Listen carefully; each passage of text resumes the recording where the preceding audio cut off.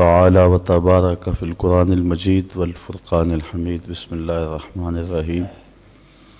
انا اعطیناک الکوثر فصل لربک وانحر ان شانئک هو الابتر.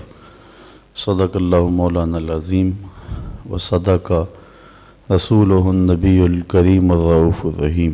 حمد و صلاۃ کے بعد عالی مرتبت ذی وقار علماء کرام حضرات سامعین، السلام علیکم ورحمۃ اللہ وبرکاتہ. وہ غالب نے کہا تھا کہ ہوئی تاخیر تو کچھ باعث تاخیر بھی تھا.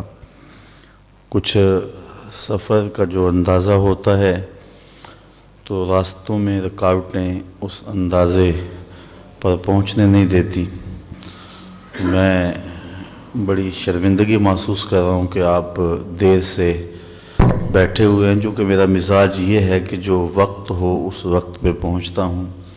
تو کبھی کبھار راستوں کی تنگی کی وجہ سے ایسے مسائل پیش آتے ہیں.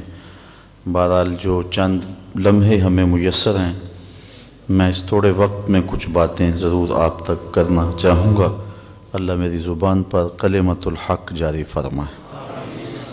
میں نے قرآن مجید کی ایک مختصر سورۃ الکوثر کی تلاوت آپ کے سامنے کرنے کا شرف پایا ہے.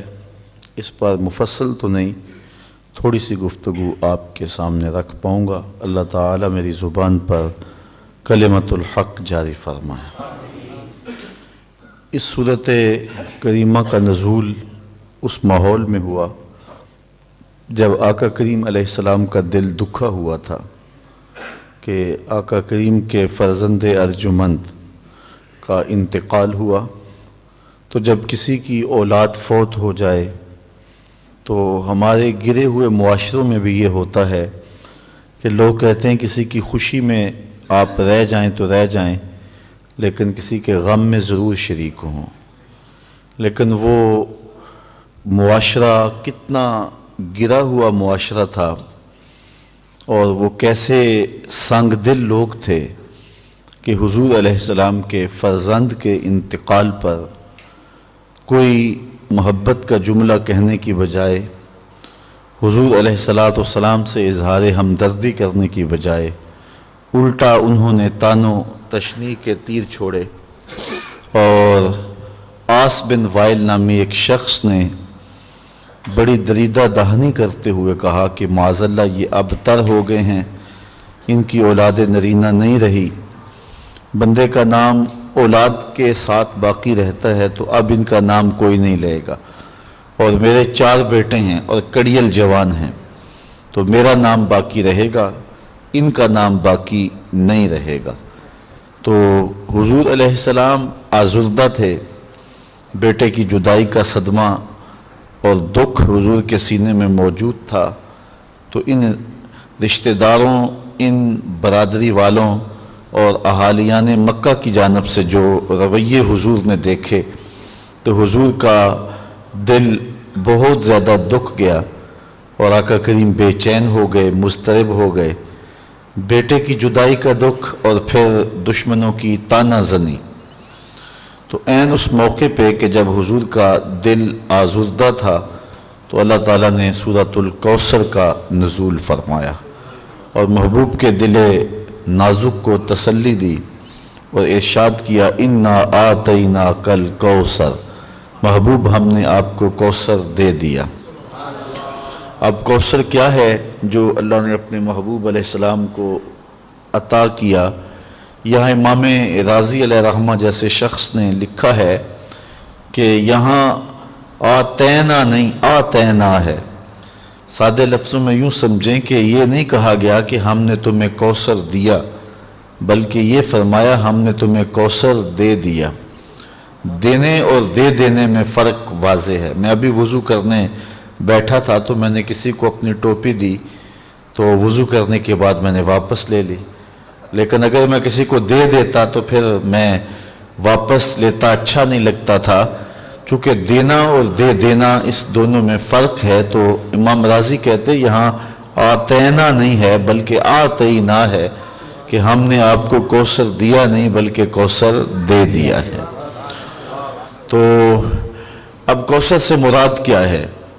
مفسرین نے اس پہ بہت کچھ لکھا ہے اور درجنوں اقوال اس پہ موجود ہیں کہ کوثر سے مراد کیا ہے۔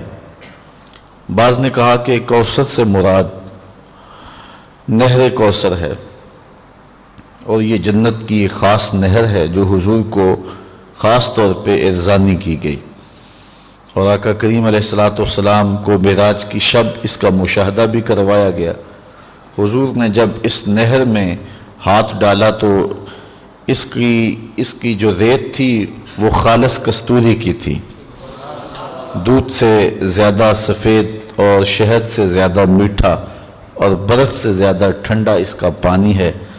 تو اس سے نہر کوثر مراد ہے، جس کے اندر بختی اونٹوں کی گردنوں کے برابر پرندے تیرتے ہیں جو جنتیوں کی غذا بھی بنیں گے۔ دوسرا قول یہ ہے کہ کوثر سے مراد حوض کوثر ہے، جو نہر کوثر کا یا منبع ہے اور یا نہر کوثر اس حوض میں آ کر کے گرتی ہے، اور قیامت کے دن حضور علیہ السلام اپنے غلاموں کو اس کوثر سے جام شیریں پلائیں گے، اور 50,000 سال کا دن ہے، اور جس کو ایک مرتبہ حضور کے ہاتھ سے وہ کوثر کا جام مل گیا، 50,000 سال کے طویل اور لمبے دن میں اس کو دوبارہ پیاس نہیں لگے گی۔ حضور علیہ السلام نے ارشاد فرمایا انا فرطکم علی الحوض، میں حوض کوثر پہ تمہارا فرط بن کے جا رہا ہوں۔ یہ لفظ آپ نے سنا ہے اور آپ اس سے آشنا ہیں، جب چھوٹے بچے کا جنازہ پڑھتے ہیں تو اس میں یہ لفظ بولتے ہیں اللہم اجعلہ لنا فرطا، یا بچی ہو تو کہتے ہیں اللہم اجعلھا لنا فرطا، اے اللہ اس بچی کو ہمارے لیے فرط بنا دے، ذخیرہ آخرت کر دے۔ فرط کیا ہے؟ آج کل تو بسوں کا سفر ہے، ٹرینیں چل رہی ہیں اور ہواؤں میں فراٹے بھرتے ہوئے جہاز ہیں۔ یہ وہ زمانہ نہیں تھا، بلکہ جنگلوں میں، پہاڑوں میں اور صحراؤں کا سفر ہوتا تھا، تو قافلوں نے دوپہر کے وقت شدت کی گرمی میں اور رات کو آرام بھی کرنا ہوتا تھا، تو جب قافلے کے پڑاؤ کا وقت قریب آ جاتا تو قافلے سے ہی کچھ لوگ بچھڑ کے تھوڑا آگے چلے جاتے تاکہ کوئی شجر سایہ دار تلاش کر لیں اور اس کے نیچے کوئی جھاڑیاں، کوئی کانٹے ہوں تو ان کو کاٹ دیں، تاکہ تھکا ہوا قافلہ جب پہنچے تو اس کو اپنی جگہ کی تیاری خود نہ کرنی پڑے۔ تو وہ پہلے سے کچھ لوگ آگے جا کے قافلے کے بیٹھنے کی جگہ تیار کر دیتے، اور تاکہ تھکا ہوا قافلہ جب آئے تو آسودگی کے ساتھ